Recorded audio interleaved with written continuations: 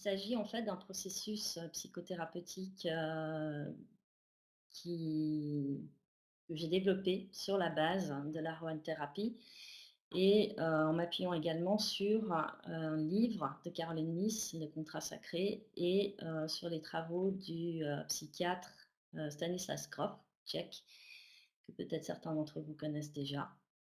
Et c'est un sujet qui me tient tout particulièrement à cœur, car je pense par la suite écrire un livre sur le sujet. Et donc, je vous propose de découvrir dans les grandes lignes ce processus en me suivant sur ce PowerPoint que vous allez pouvoir suivre avec moi. Et donc, la première question qui se pose, tout d'abord, évidemment, c'est les tendances, des schémas récurrents propres au comportement humain, principalement symbolisés, en tout cas dans le temps, dans les contes, les mythes ou l'histoire, par des types standards de personnages que nous retrouvons plus globalement aujourd'hui dans les romans, les BD, les films ou encore dans les jeux vidéo. Alors, la deuxième question qui se pose, c'est d'où viennent les archétypes? Donc, tout d'abord, c'est un concept philosophique.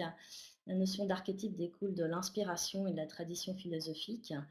Et vers 400 ans avant Jésus-Christ, elle apparaît tout d'abord avec ce que Platon a décrit comme étant le monde des idées.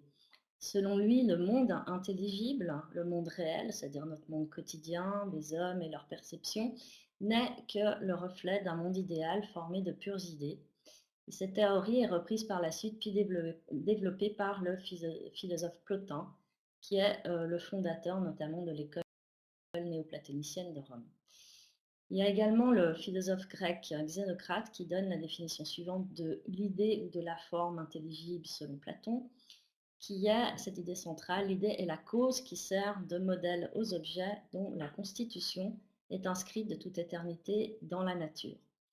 En réalité, le concept fut déjà utilisé avant Platon par les présocratiques, mettant en avant des principes constitutifs des phénomènes qu'on appelait les archés en grec ancien, d'où le nom archétype, souvent traduit en français par les principes.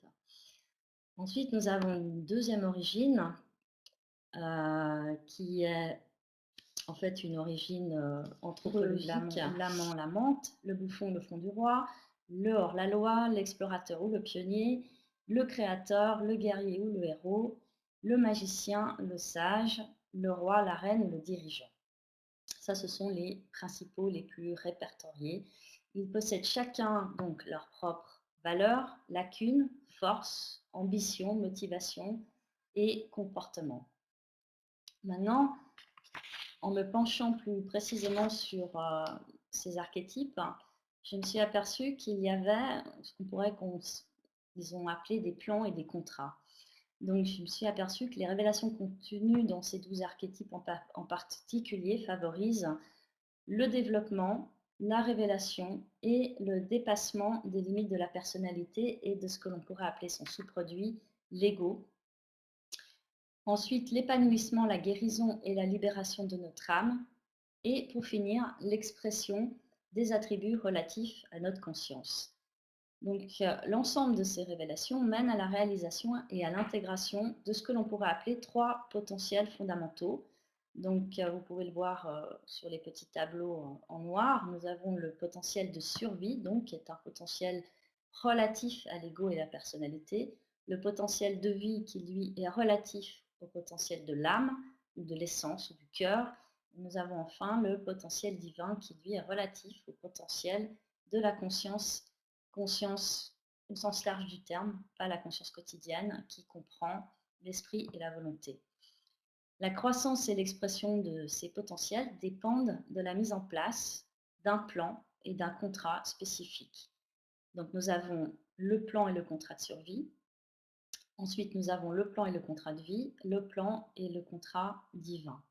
Chacun offre l'occasion de définir, d'expérimenter, puis de corriger notre relation avec notre pouvoir tout d'abord personnel, ensuite communautaire et éventuellement, si on arrive jusque-là, au pouvoir créateur ou divin. Alors maintenant, je vais vous parler des 3 plans en particulier. Donc, nous sommes dotés, en fait, je me suis aperçue au cours de mes recherches, de 3 sortes d'intelligence. Nous avons l'intelligence analytique, celle dont nous nous servons la majeure partie du temps, ou qu'on peut appeler aussi numérique, qui compare, divise et soustrait. Et celle-ci est du domaine du concret, c'est celle donc qu'on utilise le plus souvent dans notre vie quotidienne. Ensuite, nous avons l'intelligence synthétique, qui elle, au contraire, accueille, additionne et multiplie. Et celle-ci est plus du domaine de l'abstrait, donc on peut aussi les associer à ce qu'on appelle le cerveau gauche et le cerveau droit.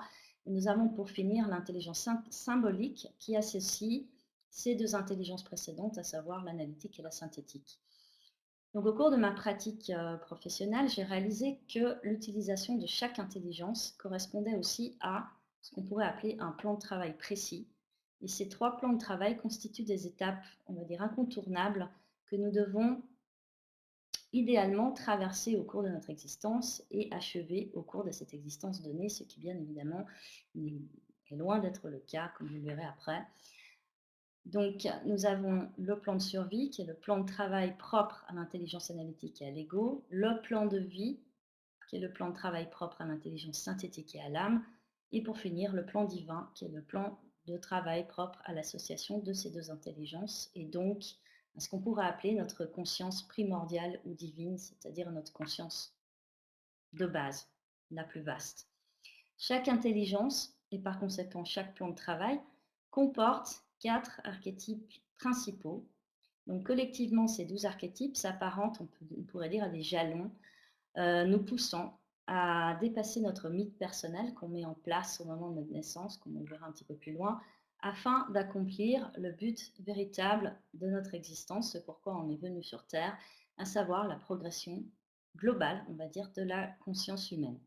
Par conséquent, chaque intelligence développe un contrat, un plan de travail et 4 archétypes de base, soit effectivement 12 archétypes au total.